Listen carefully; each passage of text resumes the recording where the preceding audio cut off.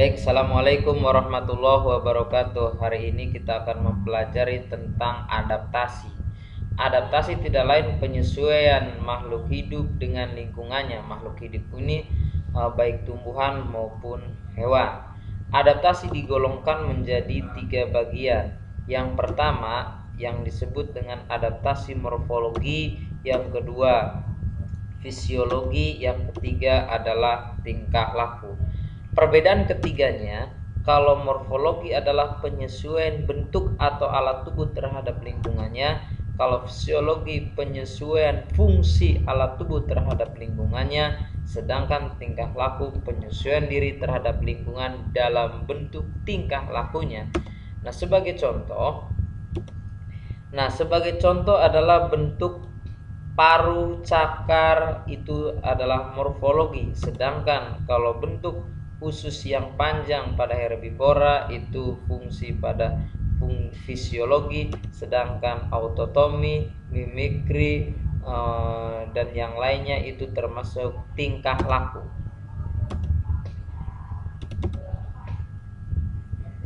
Nah, kita lihat morfologi.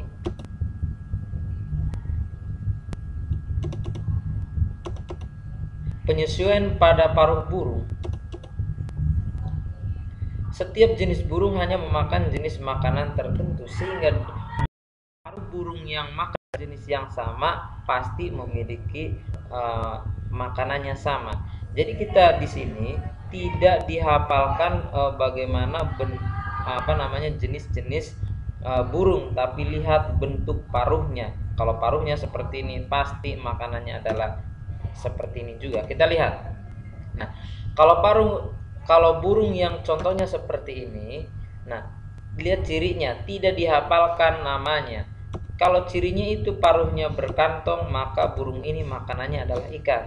Kalau burung ini cirinya adalah memiliki ciri panjang paruhnya dan kecil, pasti dia pemakan hewan di dalam lumpur atau madu atau nektar. Itu dilihat dari paruhnya, bukan nama burungnya. Yang ketiga, kalau paruh burung memiliki cirinya itu adalah panjang dan bulat, berarti dia pemakan ikan. Yang keempat, kalau burung memiliki paruhnya itu kokoh dan runcing, dia pemakan serangga. Selanjutnya, kalau burung memiliki paruhnya itu adalah runcing, ujungnya melengkung, pasti dia pemakan daging. Kalau burung yang memiliki paruhnya itu adalah panjang, besar, dan runcing, bahkan lebih besar dari kepalanya, dia sudah pasti pemakan buah-buahan. Nah, kemudian kalau burung yang memiliki ciri paruh seperti ini, nah paruhnya itu pendek, runcing, dan kuat, nah dia pemakan biji-bijian. Sedangkan ciri burung yang memiliki paruhnya itu adalah panjang, pipih, dan tumpul ujungnya, dia sudah pasti memakan ikan licin atau ikan kecil. Jadi sekali lagi, tidak dihafalkan nama burungnya, tapi ciri paruhnya saja kita sudah mengetahui pemakan apa burung tersebut. Nah, kemudian penyesuaian pada cakar. Nah, pada cakar kita dikelompokkan menjadi 3. Kalau cakar yang seperti di samping fungsinya pandai bertengger, nah bisa mencengkram mangsanya. Sedangkan yang kedua fungsinya itu pandai mengais tanah. Yang keduanya itu berjalan cepat di tanah. Yang ketiga fungsinya itu karena memiliki selaput, pandai berenang, dan keduanya pandai berjalan di atas lumpur. Nah, kemudian penyesuaian bentuk gigi. Kamu perhatikan gigi-gigi ini.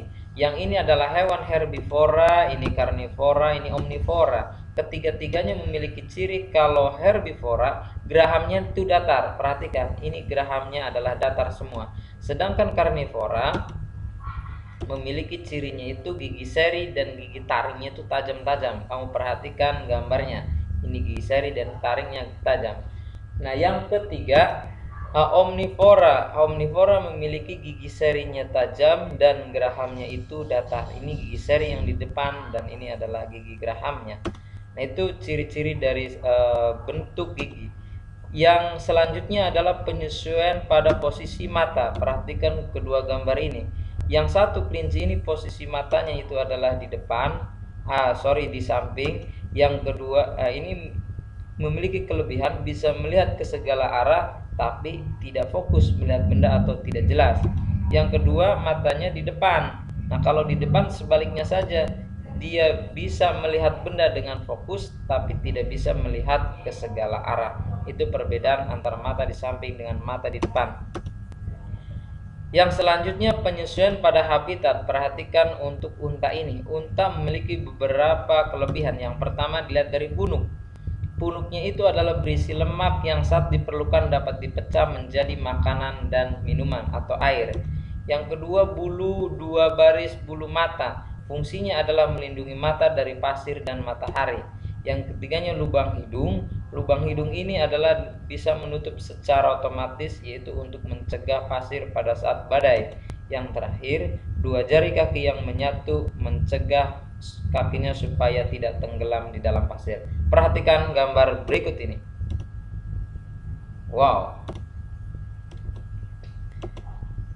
Yang selanjutnya adalah tentang gajah.